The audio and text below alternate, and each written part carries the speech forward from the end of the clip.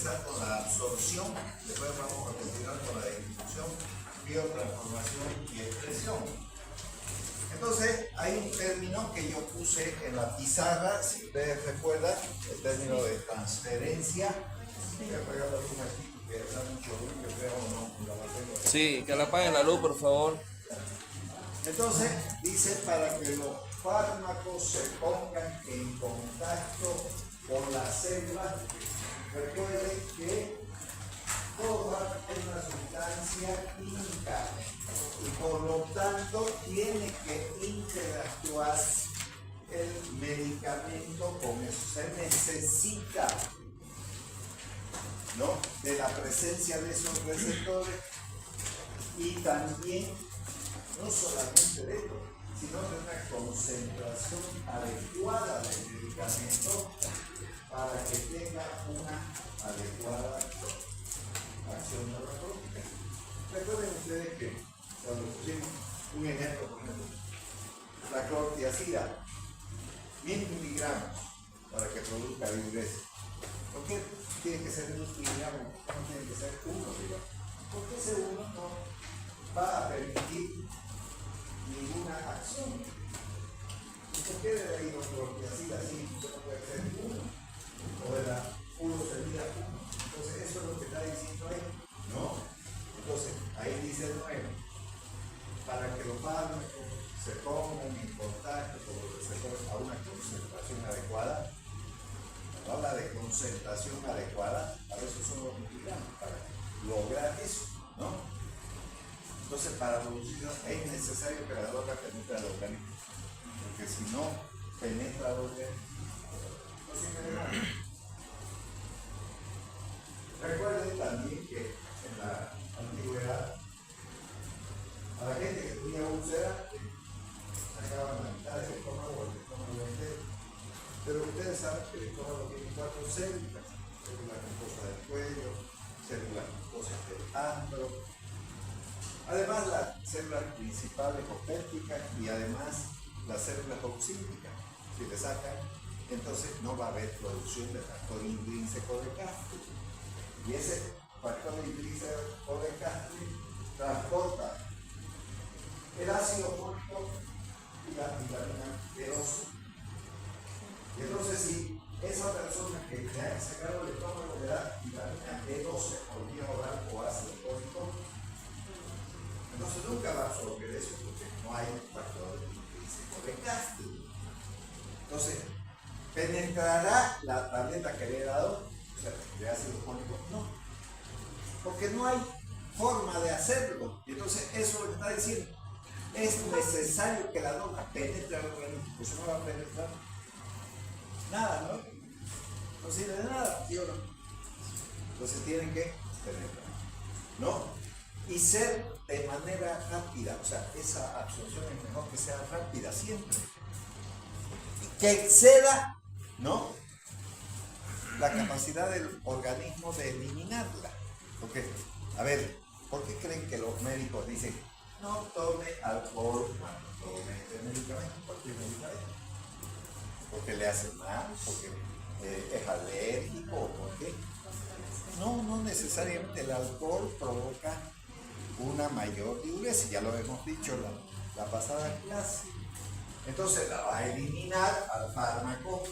Si está en relación de la absorción y eliminación, esto tiene que ser rápido, esto tiene que ser lento para que haya una adecuada actividad farmacológica. Eso ya lo hemos dicho. Y entonces, por lo que la transferencia comprende los procesos de absorción, distribución y transformación. Le dije que también los libros, algunos libros hablan de liberación del fármaco. Yo no lo pongo porque, a ver, si le pongo por vía intravenosa, ¿cuál liberación? No hay liberación, ya está liberado nomás, pues, ¿no? Entonces no siempre eso se va a dar en todo. Bueno, pero considérenlo la liberación también como parte de la manipulación. Y aquí, entonces, estamos viendo la administración de los medicamentos, que puede ser que se use las vías mediatas, o sea, las vías que no necesitan de una aguja. Y esas vías que no necesitan aguja, por ejemplo, está la vía rectal, si le ponen un supositorio, un enema, lo que sea. Entonces, listo, no está usando ni una aguja. La vía oral también es una vía inmediata, no necesita de agujas. La vía sublingual, por ejemplo, aquí tenemos una tabletita que tiene dentro de la boca de nitrato de isosorbide, se supone que es un nitrito que es vasodilatador. Hasta la aspirina podría absorberse ahí, pero es muy fea. Entonces, por esa razón no hay vía oral, pero hay aire por vía, digamos, sublingual. La vía enteral, ahí tienen ustedes también. La vía intramuscular ya necesita de aguja hipodérmica. Entonces, estas son vías inmediatas. ¿Por qué inmediatas? Porque inmediatamente están dentro del organismo. No necesitan, digamos, de la absorción. La vía intravenosa, la vía subcutánea, la vía oftálmica es una vía tópica, la vía óptica cuando alguien tiene, digamos, pus a través, está secretando pus a través del conducto auditivo externo, ¿no es verdad? La vía peridural, la vía intraarticular son, digamos, también vías de aplicación de medicamentos. Recuerden que hay anestésicos, sobre todo en los procesos de parto, que se puede poner, ¿no? En la columna la gente se suele quejar que a veces ya por tomar la inyección y todo eso. Muy bien, entonces ahí tenemos las vías de administración. Como hemos dicho, vamos a hablar de la absorción en primer lugar, no de la liberación, sino de la absorción. Es importante la absorción. Entonces, ¿qué es la absorción? Se denomina el pasaje de los fármacos del exterior hacia la circulación. Si la doctora me da una tableta para que me calme el dolor de cabeza, entonces me la voy a tomar. Está pasando del exterior hacia mi organismo. Y tengo que esperar un tiempo, porque no me lo trago, ya le pasó el dolor. ¿Cómo me va a pasar pues, si ni siquiera acaba de llegar al estómago? Tiene que absorberse, pues. Y necesita pues un tiempo, unos 30 minutos, 40 minutos, depende del fármaco que se trate. Entonces va a pasar del exterior hacia el interior del organismo, ¿no es? Eso es lo que va a ocurrir. Ya, muy bien. Los únicos que no necesitan de mucho tiempo, aunque en su acción sí, pero no en la penetración, son las vías de la vía intravenosa. El hecho de que usted le ponga un medicamento por la vía intravenosa no quiere decir que va a actuar rapidito tampoco, porque tiene que llegar a donde usted quiere que llegue, pues, ¿no es verdad? Ya está. Entonces, las vías de absorción son los lugares de penetración de los fármacos, o donde penetran, mientras que las vías de administración de los medicamentos son los lugares por donde se suministra esa medicación. Y eso tenemos que saber todos, y vamos a saber cuando hagamos esa forma farmacéutica que les expliqué en la clase anterior. Pero primero vamos a ver receta, y en la receta obligatoriamente el médico está obligado a poner todas estas cosas. Porque entonces, ¿para qué le voy a poner? A ver, amoxicilina de 1 gramo. Tomar una cápsula cada 6 horas. Y lo mejor ni siquiera es poner eso. Parece que más rápido, ¿no? Tomar una cápsula cada 6 horas. No, mejor es ponerle el horario. Va a tomar usted a las 6 de la mañana, a las 12 del día, a las 6 de la tarde o 18 horas y a las 24. Ya está. Es lo mejor. Entonces ya está el horario más. Hay que meterse eso a la cabeza. Eso se pone en qué? En las indicaciones. Porque yo tengo que saber, ¿no? Y también, si ustedes quieren hacerlo mejor todavía, ¿no es verdad? Entonces le ponen al lado con un vaso con agua, ¿no? Vaso con agua. Que no esté mezclando con, por ejemplo, la Grey es grave, ¿no? Den medicamentos con Grey, porque va a aumentar la toxicidad de los medicamentos, al menos. los antihipertensivos y todo son graves con eso. Ya después le voy a explicar, porque tiene una sustancia, ese cítrico, que inhibe la metabolización de los medicamentos, entonces no es bueno administrar con agüita, ya está. Dios nos dio agüita y con agüita no más acá. ¿No es verdad? Entonces, eso es lo que vamos a hablar en la receta también. ¿No? Entonces, aquí tenemos las vías de administración. Hemos hablado de las inmediatas, sin extracción de la piel, entonces la vaginal, por cadénica. Las vías inmediatas obligatoriamente usan aguja. Una aguja llamada aguja hipodérmica, que tiene un orificio en el centro por donde va a circular el líquido que se va a aplicar, que puede ser oleoso o acuoso, ya. Y todo eso puede también ocurrir. Aquí, mecanismo general de la absorción. No cambia absolutamente nada con lo que es la fisiología. Y recuerden que, de hecho, ya un ser vivo es una célula. Por ejemplo, la bacteria. Hay una fisiología bacteriana, si ustedes quieren. Nosotros también somos seres que estamos estructurados de células, y las células tienen membranas celulares, citoplasma, núcleo, nucleolo, lo que quieran, con excepción del glóbulo rojo y la plaqueta, que no tienen núcleo ni nucleolo, no hay. Esas son las dos únicas células del ser humano que carecen de esos elementos.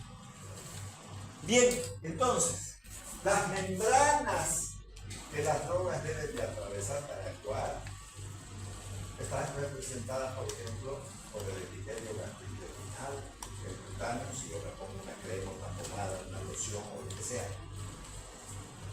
¿No?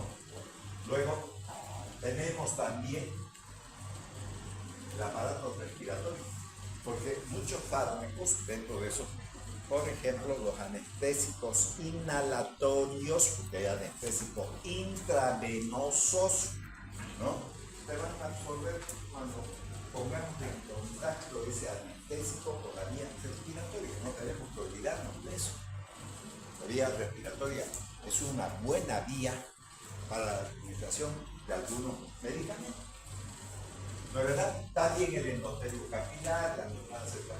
En realidad, esta membrana celular o plasmática es la que manda. Porque generalmente la mayor parte de los medicamentos van a usar esas membranas, tienen que hacerlo. Y esa viene a ser la barrera principal. Ahora, los fármacos tienen mecanismos diferentes a los fisiológicos para poder penetrar en la circulación. La respuesta es no. Lo mismo que usan los alimentos, vitaminas, minerales, todo lo que consumimos en nuestros alimentos, son las mismas vías que van a atravesar los fármacos, con excepción, porque nadie se pone alimentos con vía intravenosa, o sea, hay que quede claro. Pero estoy hablando de las personas normales, ¿verdad? Si está alimentando la comidita por ahí, ¿no es cierto?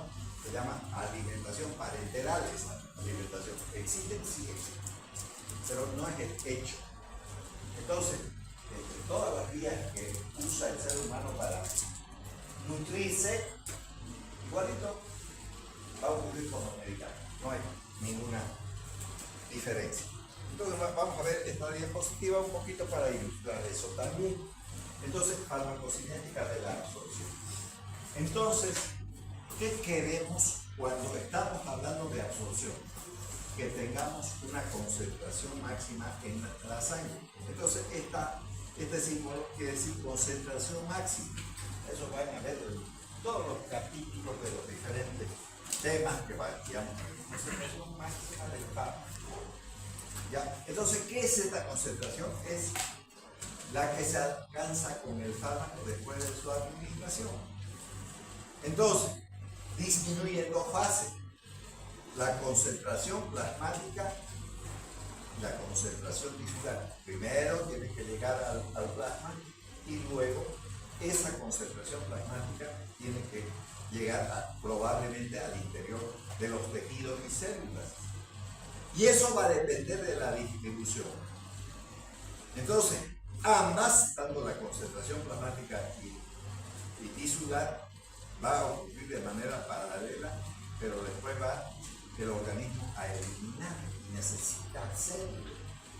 Y entonces hay una eliminación. Y que quede claro que no es inactivación, porque la eliminación del fármaco inactiva el fármaco. Si se salió fuera del organismo, ¿qué acción va a tener? Pero no necesariamente la eliminación es la inactivación del fármaco. Puede quedarse adentro del fármaco y metabolizarse y de esa manera se inactiva. Ya, entonces recordemos que el pH presente es importante tener presente. Ya les dije, los ácidos y bases débiles dependen del pK del fármaco. ¿Qué es pK del fármaco? Una P y una K.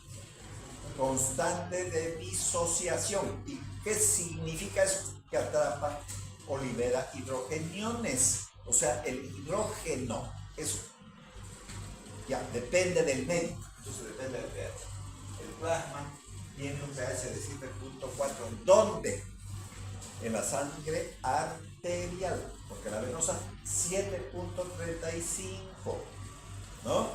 Recuerden que la sangre no oxigenada por el acúmulo de dióxido de carbono es mucho más ácida que la sangre oxigenada. Por eso. Ya eso hay que tener presente, sí, porque el medicamento va a tener una conducta depende del pH. El estómago 1.3 es normal, pero por término medio podemos decir 2, porque de 1.3 a 3.3 es lo normal. Hasta ahí es normal, ya 4 no. Recuerden que hice un comentario también, los animales carroñeros tienen más ácido, por eso es que no se enferman comiendo carroña. Y hay carroñeros de tierra y de aire también. Si tomamos en cuenta un cóndor, un sopilote o un surcha, o lo que quieran llamar, entonces eso tiene más ácido. Comen carroña, ¿no es verdad? Igual ahí en la tierra, también lo mismo, ¿no? Y en cambio el pH de la orina hasta 8, ¿no ven? 5.5, 6, es siempre más ácido, pero puede llegar hasta 8, no hay problema. Normalmente cuando se hacen los exámenes de orina, 5.5, 6 sale. Eso va a depender mucho de la cantidad de agua también que consuma el individuo. Es bueno tener estas cosas, no para bajar de peso, sino porque hace funcionar mejor el riñón. Tomar agüita, ¿no? Pero también sirve para hacer dieta. El consumo de agua es importante en el ser humano. Deberíamos de todos tener eso. Ya. Las sustancias se absorben generalmente en estado de solución. Ya. Mentira es eso, dice alguien. Porque yo me tomo una tableta y no está en solución. Una solución es una sustancia que está disuelta en medio líquido. Eso no es una solución, es una tableta, es una cápsula. No hay nadie que sea una gallina. La gallina solo se traga los maíces, nosotros no los tragamos. Sin tomar agua, tenemos que hacerlo. Por eso no estoy diciendo que las gallinas no toman agua, pero no van a tomar su maíz cada vez que toman un maíz, van a estar tomando ahorita, no van a hacer eso. Ellas están, digamos, estructuradas para eso. Nosotros no. Entonces un vaso con agua, siempre es bueno tomarse primero un trago de agua, ponerse la cápsula, la tableta o lo que sea, entonces ya uno ingiere, lo toma con agua, para que pueda pasar de manera adecuada. Entonces esa agua, el ácido clorhídrico que hay en el estómago va a formar una solución. Y entonces cuando se forme esa solución, en algunos casos se puede hacer eso con las tabletas, echarle agua se disuelve solo, pero con el movimiento intestinal es mucho más rápido. También en estado gaseoso,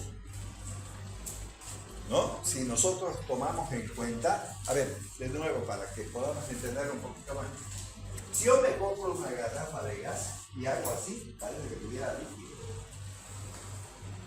pero si abro la llave, lo que va a salir es un gas, por eso se llama gas licuado, ¿no?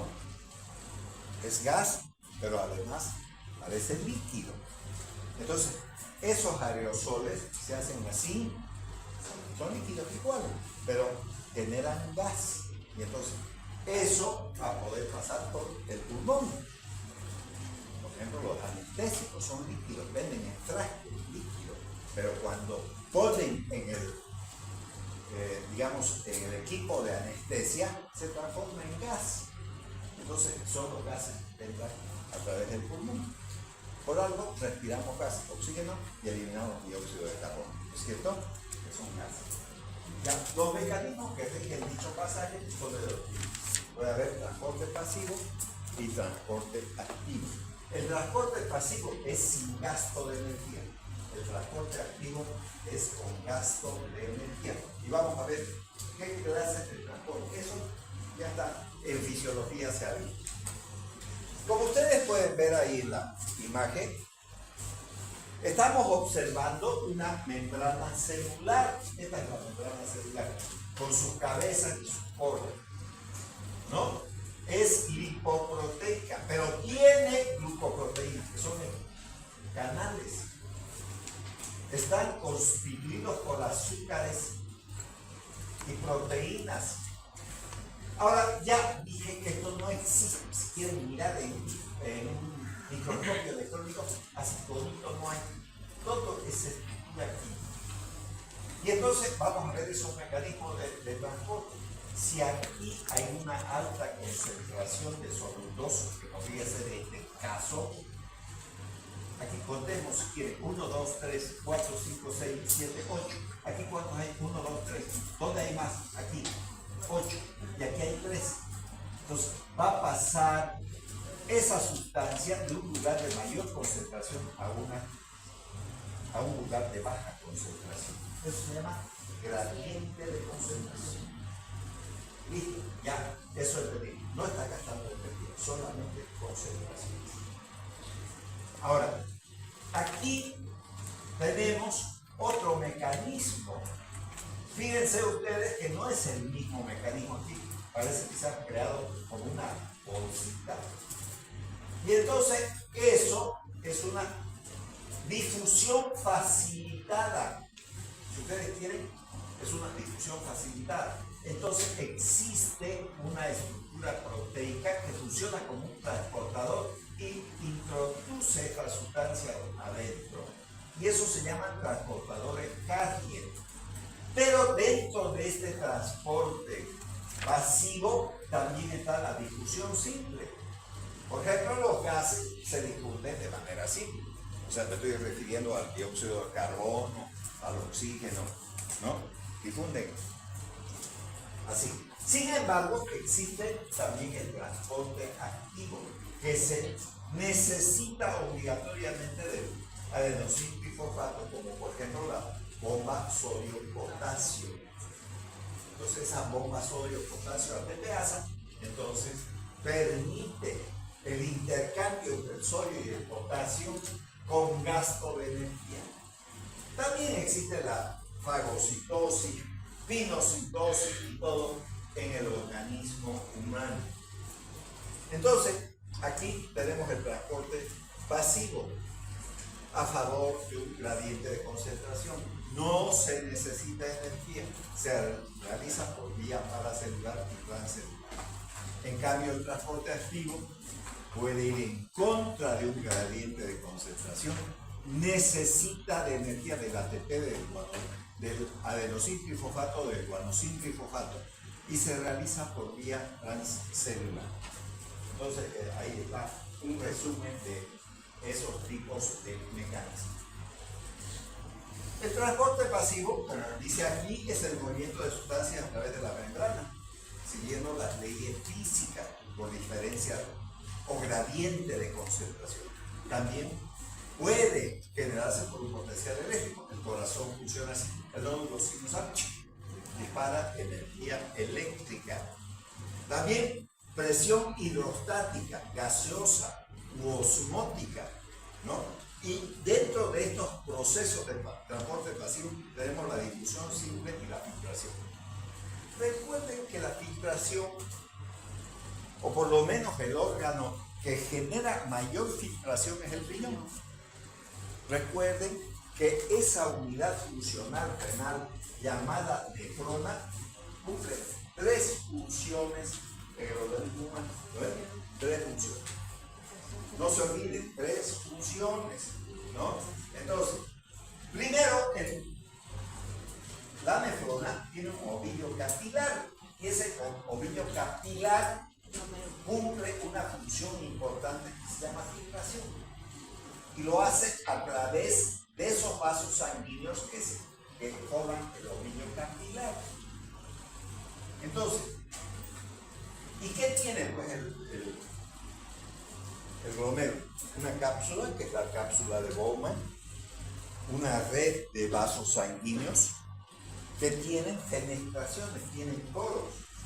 Entonces, ve por aquí, sobre todo el agua, porque la orina, su mayor componente es el agua, ¿no? Entonces vamos a ver también eso del agua, porque es importante, sobre todo cuando veamos los temas de diuréticos. Entonces, la filtración, ¿no? Por eso estamos hablando de esta difusión simple y de la filtración. Eso vamos a tocar también, porque eso es importante tener presente y no necesita gasto de energía. No hay gasto de energía. Entonces, el transporte pasivo, la filtración. Ya, de nuevo, vemos el transporte pasivo. Aquí está la difusión simple. Recuerden que el dióxido de carbono es 20 veces más difusible que el oxígeno. Se difunde, si se quiere, desde el interior del organismo hacia el exterior. La difusión facilitada, aquí tiene este hexágono, que es la glucosa. Entonces, se metió aquí, usó esta proteína como un transportador que la vuelve más liposoluble y se metió aquí. Y la difusión a través de canales, que es una difusión facilitada también, donde podemos observar la presencia del sodio, ¿no? Entonces ahí tenemos el transporte pasivo. Ya, ahora, difusión simple. Es el pasaje de sustancias disueltas y también gases a través de una membrana como consecuencia de un gradiente de concentración. Entonces seguramente si va a entrar el oxígeno hay mayor concentración de oxígeno en el lado externo. Y si se trata del dióxido de carbono, habrá mayor concentración de dióxido de carbono que en el exterior para eliminar el dióxido de carbono. Existe entonces un elemento importante que hay que tener presente, que es el gradiente de presión osmótica para las soluciones, una presión parcial de los gases. Si se trata de gases, ¿no? Vuelvo a repetir, los gases más comunes, entonces dióxido de carbono, oxígeno, todo. Momento, estamos generando ese tipo de transporte cuando respiramos. Ya, entonces, por lo que la velocidad del transporte puede depender también de la constante de permeabilidad. A ver, voy a hablar de otra cosa. Si yo diría y quisiera explicar un elemento importante en el pulmón, que sería la membrana respiratoria. Recuerden que la membrana respiratoria está entre el alveolo, y voy a dibujar teóricamente un alveolo. Entonces, ¿cómo se llama esto de aquí, esta capa de célula? El endotelio alveolar. Después este endotelio alveolar voy a pintar esto más gruesito aquí, y esta es la membrana basal. Después voy a dibujar aquí otra membrana basal, aquí, otra membrana basal, y voy a además dibujar el endotelio capilar. Este ya es un vaso sanguíneo capilar. Entonces el dióxido de carbono va a salir por acá, el CO2, y va a ingresar el oxígeno a través de esa membrana respiratoria. Eso va a ocurrir. ¿Y qué pasa si yo altero esta permeabilidad? Que dice aquí, la velocidad del transporte depende también de la constante de permeabilidad. ¿Cuándo cambio la permeabilidad? Por ejemplo, cuando tengo edema agudo de pulmón. Si tengo edema agudo de pulmón, ¿qué creen que va a ocurrir?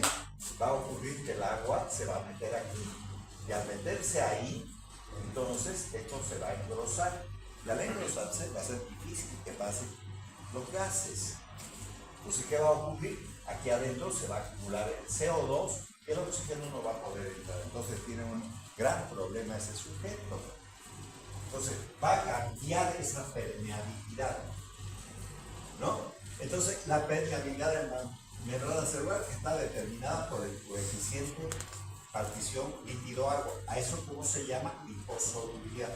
Si las sustancias son liposolubles, pasarán más fácilmente las membranas. Si son liposolubles, pasarán más rápidamente la membrana. Pero no una condición hace que el fármaco pase. Siempre tienen que haber el conjunto de condiciones. A ver, ¿cuál es una de las condiciones? Ya vimos gradiente de concentración. Número 2, permeabilidad de la membrana o liposolubilidad del fármaco. Tamaño de la molécula. Por ejemplo, las moléculas de alcohol tienen un bajo peso molecular y pueden pasar fácilmente.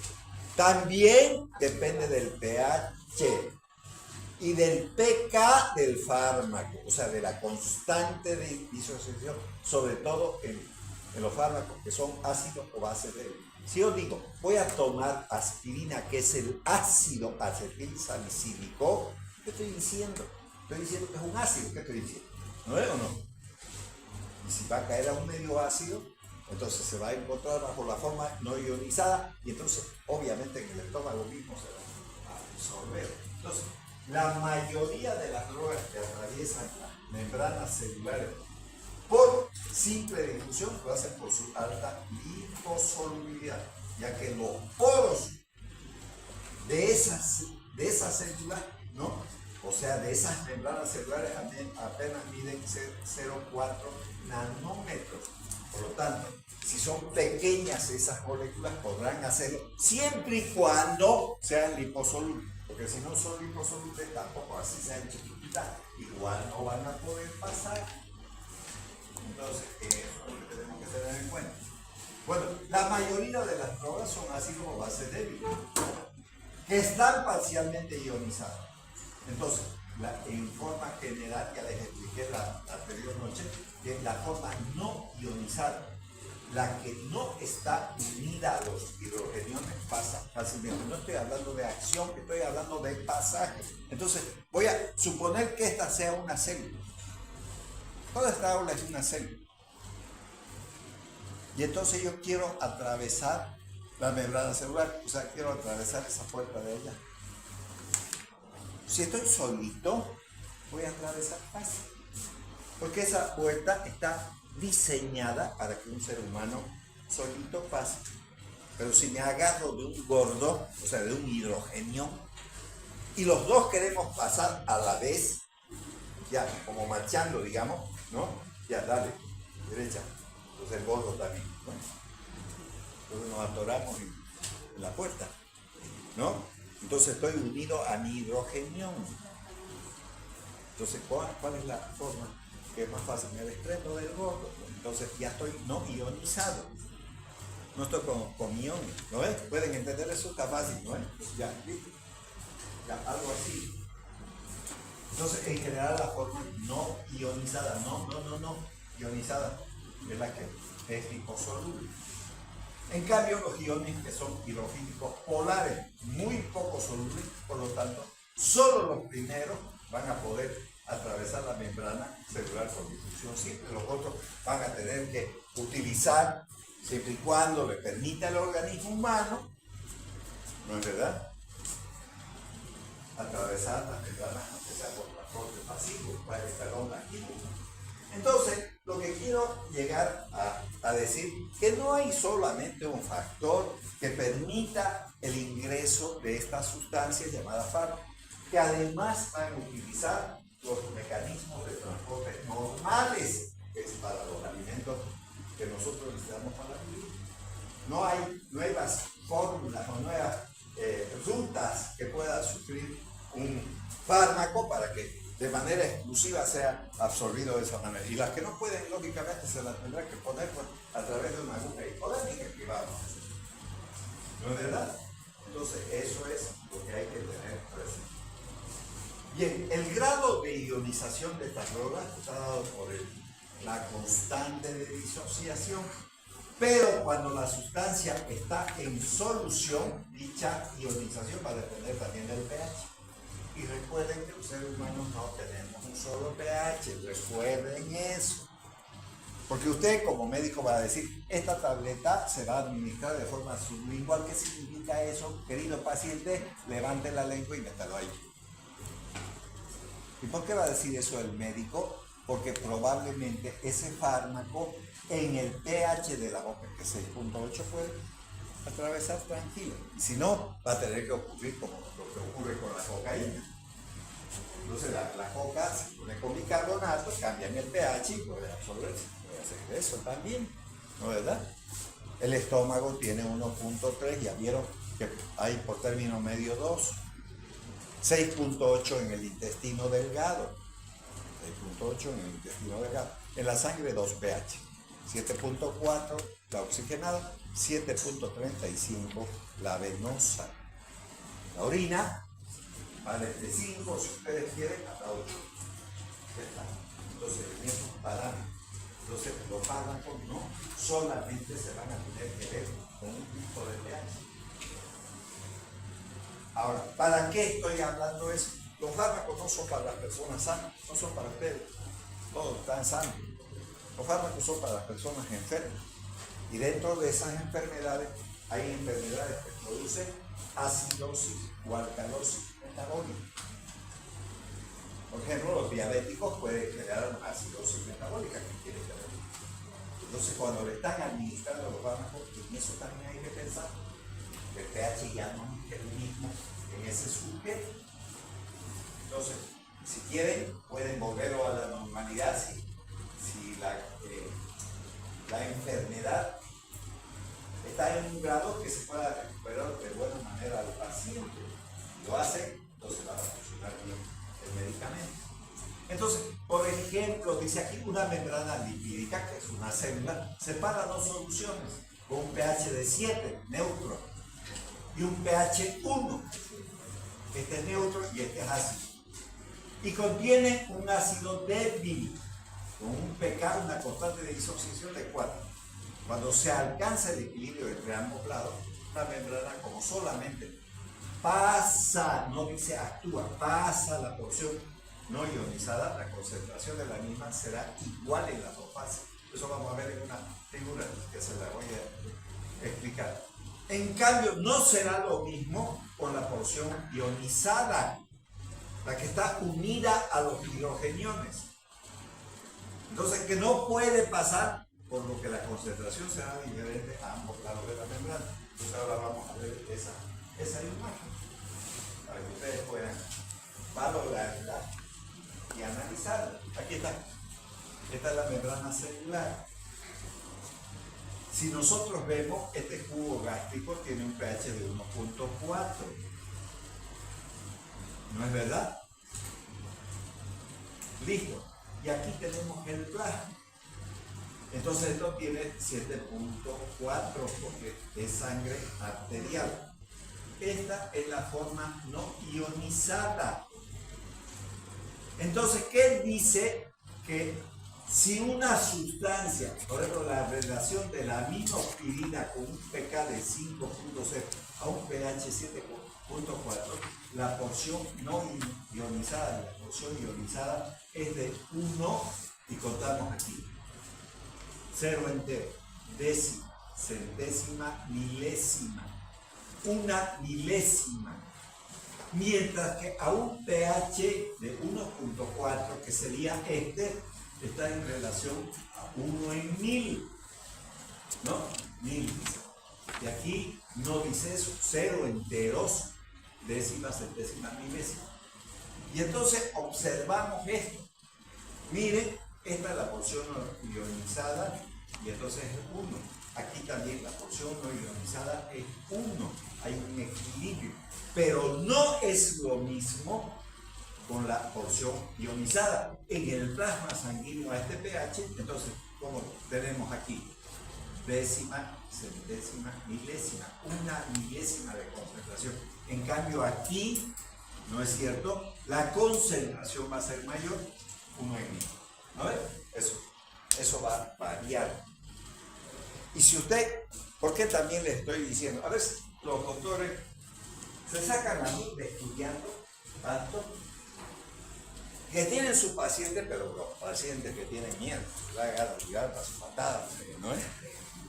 Por ejemplo, uno puede usar el omeprazol en una persona que tiene una sintomatología de poseer una úlcera gástrica. Entonces, uno le da el omeprazol, le dice que la ponga una tabletita diaria, mejor si toma por la noche, por la noche, digamos, aumenta el pH gástrico. Llega el paciente a su casa, va a tomar su tableta, pero no quiere tomarla solo. Se va y se compra Alka-Seltzer.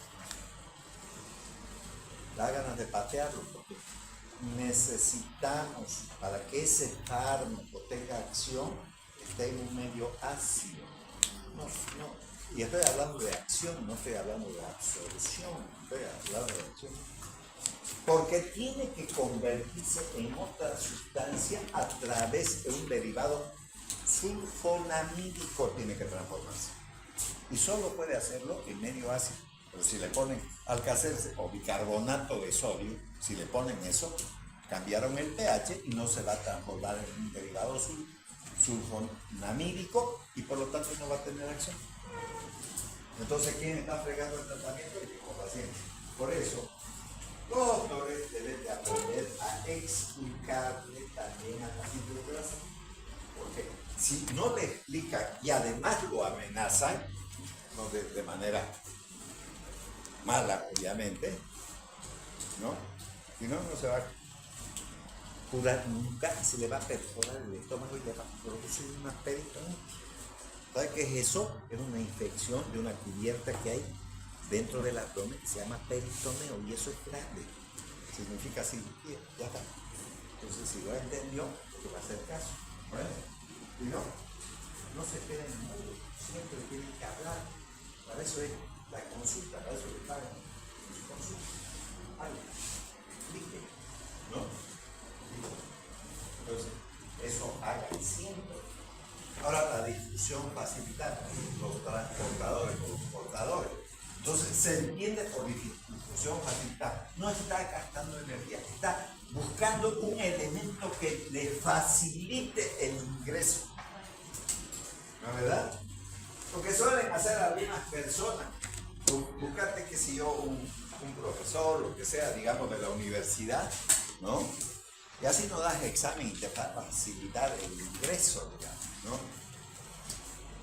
Por los rumores que existen de dinero, todas las cosas que pueden existir para facilitar el ingreso. Bueno, esto funciona algo parecido a eso. Entonces, algo tiene que haber que le facilite el ingreso. Entonces, a través de una enfermedad debido a un gradiente de concentración. Pero que dicho movimiento, aunque tenga, fíjense, gradiente de concentración, dicho movimiento no puede explicarse como una difusión simple, ya que son sustancias, ¿no? Estas sustancias no son lo suficientemente liposolubles como para poder atravesar. ¿Ven? Ahí tienen uno de los factores que hemos puesto ahí, gradiente de concentración. Sin embargo, teniendo un buen gradiente de concentración, no es suficiente para que pase la membrana. Tiene que ser liposoluble. Vuelvo a repetir, también el pH tiene que ver, la liposolubilidad tiene que ver. Todo ese tipo de cosas son las que tienen que ver en la absorción. Y eso es lo mismo en los alimentos, si ustedes quieren, como en los fármacos. Es lo mismo. Entonces aquí tenemos las sustancias que no puede atravesar. Aunque haya un gradiente de concentración, esta sustancia no puede atravesar por este receptor. Y entonces va a usar un transportador de la sustancia. Y ese transportador va a englobar a la sustancia en cuestión y la va a atravesar. Está facilitando su ingreso. Entonces, cuando pasa, por ejemplo, aquí dice la glucosa. Y eso ya hace rato les he dicho. La glucosa es un monosacárido y es el que más utiliza el organismo humano, ¿no? Para generar energía y pueda funcionar las células. Y esa no pasa porque sea un monosacárido, porque no es liposoluble. Así hay un gradiente alto de concentración, no va a pasar. Necesita de ese transportador para que pase y haga. Entonces, la explicación de ese mecanismo es un transporte por la presencia de transportadores cárnicos específicos en la membrana celular que van a transformar esas drogas en liposolubles, a ser liposolubles. Entonces, pueden presentar el fenómeno de saturación. ¿Qué significa el fenómeno de saturación? Es lo que les pasa a ustedes. Lo sé fehacientemente. Por ejemplo, todos los micros verdes, 43, 9, no sé, 103, no sé qué cosa, todos se vienen por la lucha. A ver, súbanse en la mañana, miércoles, alguien de correada. Y luego, por último, cierran la puerta y ¡bum! Pasa. Ya no los levantan. ¿Qué pasó? Ahí se saturó ese micro. Si esto es un transportador carrier, es como un carrito, si se satura, ya no absorbe más. Ya no va a absorber más. Entonces, por eso dice puede presentar, no dice que siempre va a presentar, puede presentar el fenómeno de saturación por agotamiento del transportador. Si el transportador está lleno, si se ha agotado, ¿cómo va a absorber? No va a poder hacerlo. ¿No ven? Entonces, ese problema puede llegar a existir. También puede presentarse competición con otra sustancia que pueda también combinarse con él. Porque existe esa posibilidad. Es como con los seres humanos. Bueno, no sé mucho de aquí, pero sé de los micros que vienen, por ejemplo, por la Grigotá o la doble vía La Guardia. Así que en la mañana, la que venden en el mercado, vienen con su olla caliente, traen su gallina, meten perros, todo eso, ya pues, se llena el micro y es transporte de pasajeros, no de ollas, no de cajas. ¿No? ¿Dónde dice eso? Dice transporte de pasajeros. Y el chofer deja que metan todo eso. Entonces le llenan de grasa, le calientan las piernas, todo. Terminan de quemar, todo. Entonces, también aquí ocurre lo mismo. Esos transportadores pueden ser utilizados por otras sustancias y entonces compiten por eso, por ese espacio, porque no hay más. Entonces, eso puede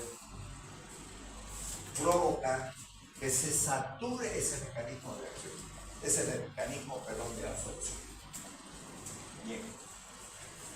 Transportadores cárnicos son proteínas que experimentan un cambio conformacional, es decir, cambian su forma y esta modificación provoca que la velocidad del transporte sea menor que el de un canal. Entonces, aquí tenemos esta flechita, se metieron a un transportador, quedó emprobado y lo pasa.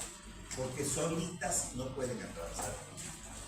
Entonces ahí te da también en esa imagen estamos observando esa situación. Ahora, filtración, recuerden que es otro tipo de transporte fácil. ¿Quiénes son los elementos en el organismo que filtran? Los capilares fenestrados. Eso. Los capilares, ¿dónde hay? En el glomérulo sobre todo, pero no es solo en el glomérulo que quede claro. Ya, entonces, ¿qué es el pasaje de una sustancia a través de una membrana por gradiente de concentración? Podemos poner a través de poros. Entonces, ¿de cuáles poros estamos hablando? De los poros capilares. Entonces, los capilares tienen fenestración, se llaman capilares fenestrados, recuerden ustedes. Entonces, la filtración se produce especialmente entre la célula endotelial de los capilares que dejan pasar el agua y sustancias que, no dejan pasar, ¿no? Las sustancias, por ejemplo, coloidales, como las proteínas, pero sí pueden pasar el agua y las sustancias cristaloides, no coloidales, porque las coloidales son las proteínas y no tienen que aparecer proteínas en la orina, salvo que la gente tenga fiebre o salvo que la gente esté mucho tiempo de pie. ¿Quiénes suelen hacer con mucha frecuencia eso? Las mujeres. Bueno, no ustedes mucho, pero sus mamás sí lo hacen.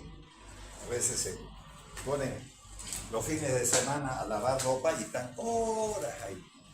Eso de estar de pie mucho tiempo genera pérdida de proteínas a través de la orina. Por ejemplo, los soldados de palacios, los militares, qué sé yo, los palacios de justicia, ahí están con unas estatuas todo el día quietitos. Eso no es bueno. Bueno, o sea, a los militares, pero la parte médica no lo es. Entonces, aquí también tenemos, ¿no? Aquí tenemos una membrana. Aquí tenemos dos tipos de sustancias, unas más pequeñas y otras más grandes, tamaño de la molécula, recuerden ustedes. ¿Cuáles van a pasar más? Las amarillas, por el tamaño y la liposolubilidad. Las rojas no van a pasar porque estos poros son muy pequeños con relación al tamaño. Entonces, esta membrana permeable, sobre todo, está hecha para las moléculas amarillas, ¿no? Para que nosotros diferenciemos. Ahora, vamos a ver el transporte activo. O sea, transporte con gasto de energía. Recuerden que ahí habíamos quedado la clase pasada, pero como no hicimos por imágenes, entonces prefiero volver a él. Entonces, el transporte activo. Entonces, el pasaje de esa sustancia se va a hacer en contra del gradiente de concentración. Puede ir de uno menor a uno mayor, no hay problema. O potencial eléctrico que requiera energía. Entonces, un ejemplo más claro de este tipo es el transporte de la bomba sodio-potasio ATPase. Hemos explicado en la anterior clase cuando hablamos de las células cardíacas, sobre todo cuando el sodio y el potasio se igualan, sobre todo el sodio. Entonces, una vez que está en 80 mil equivalentes, dijimos con otro 80 mil equivalentes, igual ya no hay gradiente de concentración. Entonces, actúa esa bomba sodio-potasio ATPase. Y ustedes pueden observar aquí, miren, esta esferita o esta esferita va a penetrar y miren cuántas esferas aquí está yendo en contra de un gradiente de concentración y va a ser gasto del adenosín trifosfato. Entonces se gasta un fósforo y se va a transformar en adenosín trifosfato. Entonces esta es la bomba, vamos a suponer, sodio-potasio ATPase.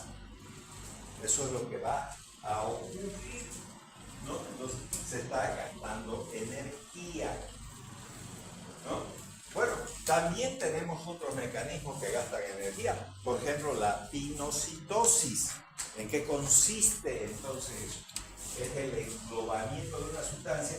Sí, yo diría que esto de aquí es una membrana celular y hace esto la membrana celular y aquí, entonces vamos a suponer que sea un glóbulo blanco, un macrófago híbrido. Y aquí hacemos una bacteria. Entonces quizás la engloba e introduce al interior en una vesícula. Entonces, ¿qué ha hecho? Ha generado una fagocitosis, que es una forma de pinocitosis. Como dice aquí, el englobamiento de la sustancia a través de la membrana celular para formar pequeñas bacterias. En los fármacos, ¿dónde ocurre generalmente ese tipo de cosas? Hay gente que va a los gimnasios y en los gimnasios le dicen, cómprese aminoácidos, porque si usted quiere que desarrolle su musculatura, entonces tiene que consumir aminoácidos. ¿Qué son los aminoácidos? Son la mínima expresión de las proteínas, porque la unión de aminoácidos va a formar las proteínas. Entonces, si alguien quiere mejorar su musculatura, obligatoriamente tiene que consumir aminoácidos o proteínas. Y entonces el músculo tiene que generar esta pinocitosis para englobar a las proteínas e introducirlas al interior de la célula. Entonces va generando una mayor masa muscular. Ustedes pueden ver que las personas que hacen fisiculturismo, por ejemplo, no tienen una masa muscular muy importante, sino hay mucha gente que se ha dedicado a eso y ha terminado incluso siendo actor de cine. ¿No? Hay muchos actores de cine que tremendo músculo tienen, por ejemplo Arnold Schwarzenegger y demás.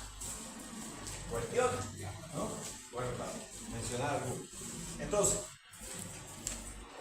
este proceso necesita obligatoriamente de gasto de energía. Miren ustedes, estas moléculas como las proteínas tienen que pasar por ese mecanismo y gastan energía. Por eso que la gente cuando hace dieta, no siempre se indica que coman mayor cantidad de proteínas porque necesitan de gastar energía y al gastar energía entonces están gastando calorías, no es grasa lo que está aquí. En cambio los hidratos de carbono no necesitan eso. Solamente un transportador cambia y ya está. No está gastando energía, pero todas las calorías de los hidratos de carbono se están almacenando como grasa.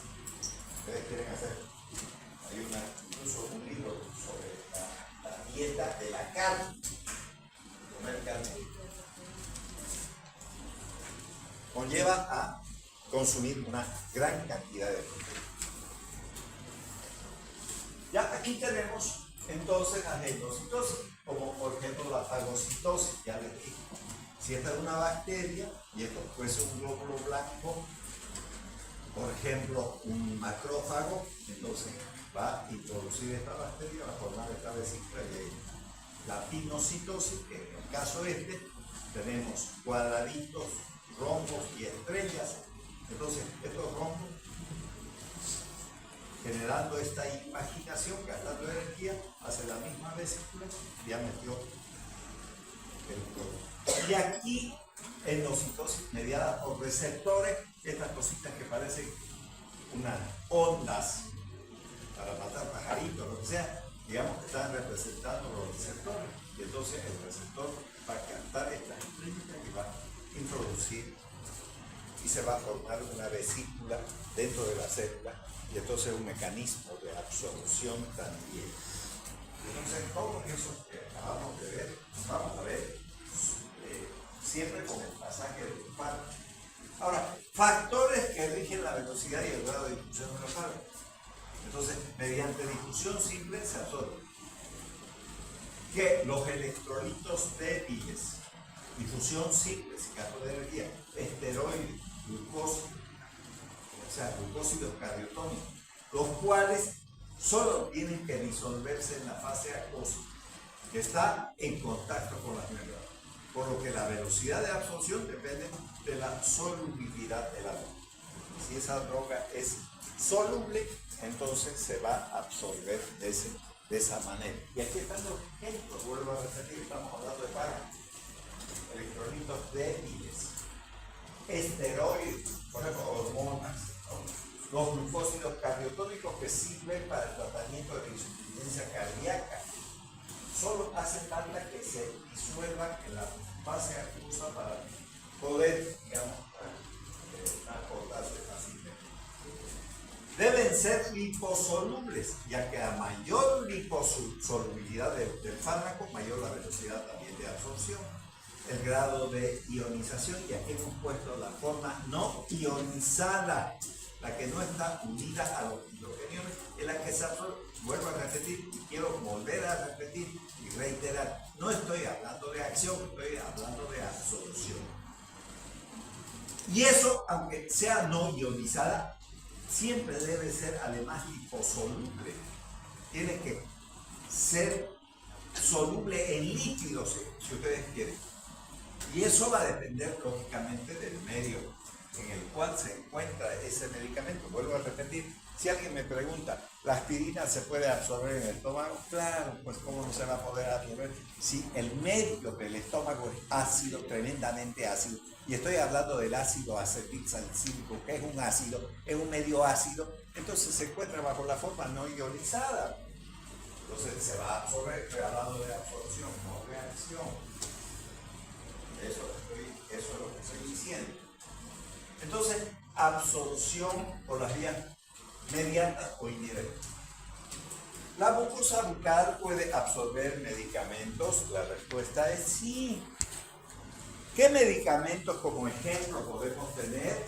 Por ejemplo, la trinitrina o nitroglicerina. La nitroglicerina es esa masa amarillenta con la que se prepara la dinamita. Solamente hay que ponerle una mecha y un fulminante, ¡bum!, explota.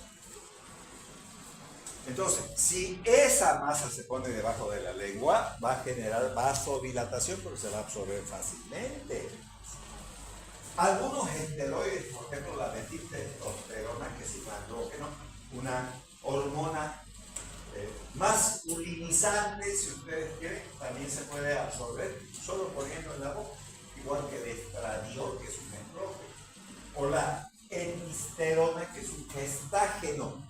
¿Qué significa un gestágeno? Que mantiene, funciona como la progesterona, que mantiene el embarazo, ¿no? La desoxicortona, que es un corticoide, también puede absorberse porque estos elementos estrógenos, testosterona y desoxicortona tienen como base estructural química el ciclopentano pedihidrofenantreno, que es la estructura del colesterol. Ya, muy bien, entonces el colesterol es un lípido, por lo tanto. Ya. Entonces ahí tenemos, miren, la manera de aplicar el fármaco podría ser igual. Podría ser esto, un nitrito, 5-dinitrato de isosorbide, ahí lo ponen, listo, se absorbe. La aspirina también, la aspirina puede absorberse si la aguanta, porque es tremendamente fea. Entonces por eso es mejor tragarla. Si me preguntan si la absorbe, sí. Nada más que no fabrican eso porque tiene mal sabor, ¿no? Ya. Entonces, la mucosa bucal puede absorber ácidos y bases muy débiles, como los alcaloides, por ejemplo, nicotina y cocaína. Hay gente que en vez de fumar el tabaco, mastica tabaco. Hacen sus bolos igual. Entonces, están absorbiendo la nicotina. Desgraciadamente, hay gente que tiene mucho cáncer de boca, la gente que hace eso. Y les voy a decir que hay tabaco de todos los sabores, de frutilla, de menta. En la Argentina, en cada esquina hay kioscos que venden tabaco. Meten el tabaco ahí y empiezan a pillar. De lo que quieran ustedes, el sabor que quieran. Entonces se puede absorber bien la nicotina del tabaco. La cocaína, mientras que la morfina y la propina, pese a que son alcaloides, no pueden absorberse en la boca y se van a poner. No está bajo la forma no ionizada, entonces no lo hace.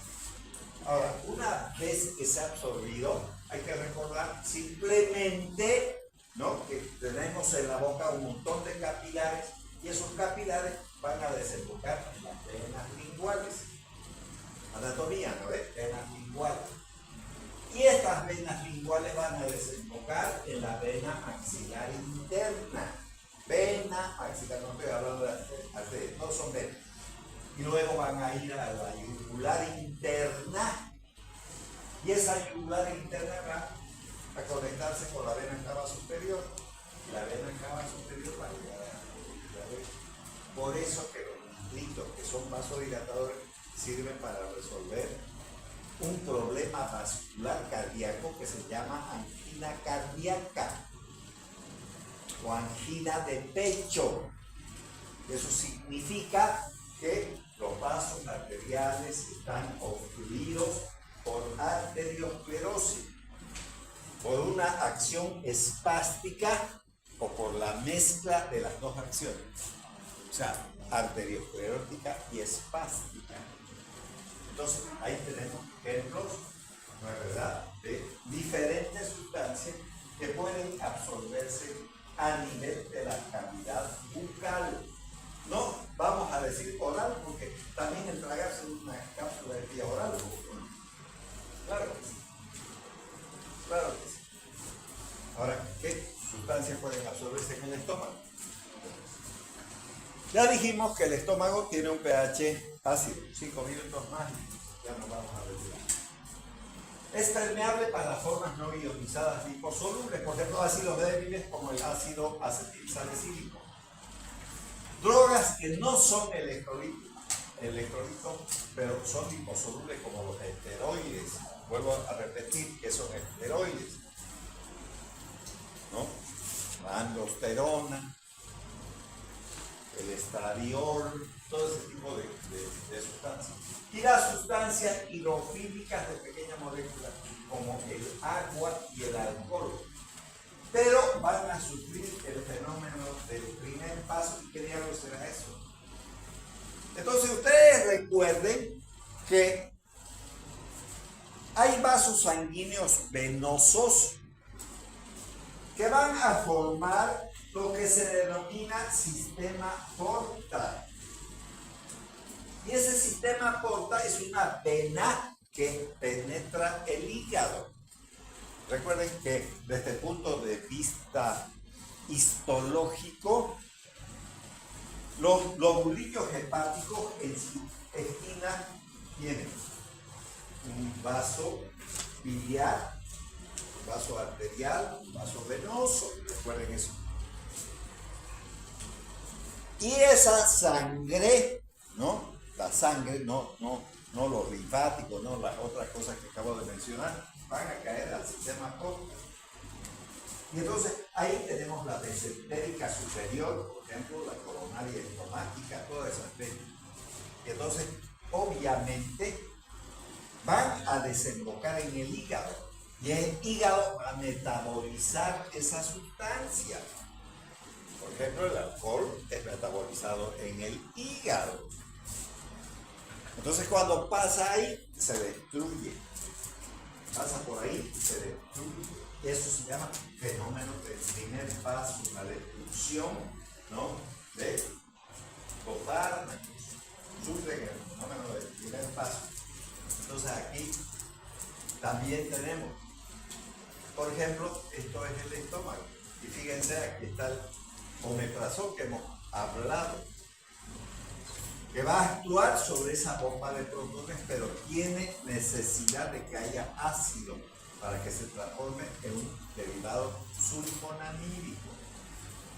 Entonces es importante tener presente eso también.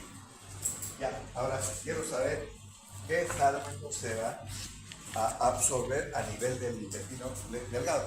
Recuerde que el intestino delgado, no porque lo diga yo, sino porque lo dice la histología, dice que tiene células cilíndricas ciliadas y que están capacitadas para absorber sustancias. Por eso que en la segunda porción del intestino delgado, entonces ocurre la mayor cantidad de absorción de diferentes sustancias, desde las nutritivas. Y recuerden que además existen dos conductos, vamos a decir así. El de Wilson por un lado y el colédoco por el otro. O sea, bilis por un lado para emulsionar las grasas y por el otro lado el páncreas que libera todas las sustancias que ustedes han visto y en fisiología que contienen enzimas para destruir las proteínas, para destruir los líquidos, para destruir los hidratos de carbono. Entonces, el lugar de mayor absorción. Entonces, por difusión simple, o sea, por transporte activo, se va a fíjense, transporte activo, el ion sodio. La galactosa, azúcar de la leche, la glucosa, ciertos aminoácidos como la timina y el uracilo. Por difusión facilitada, la fructosa. el azúcar de las frutas. Aunque eso no se va a utilizar como tal dentro del organismo, ya cuando pasa la circulación, cada uno de estos elementos, galactosa, fructosa, se van a transformar en glucosa. Y la glucosa es el elemento más utilizado por el organismo. Ahora, ¿quiénes más pueden absorber las drogas liposolubles que pasan por difusión simple? Y en esta están los esteroides, los ácidos o bases débiles, en su porción, vuelve a repetir, no ionizada, como por ejemplo los alcaloides. Muy bien, en esta diapositiva vamos a quedar, está suficiente, son las 7:30. Entonces vamos a retirarnos. No se olviden de quitar el papel.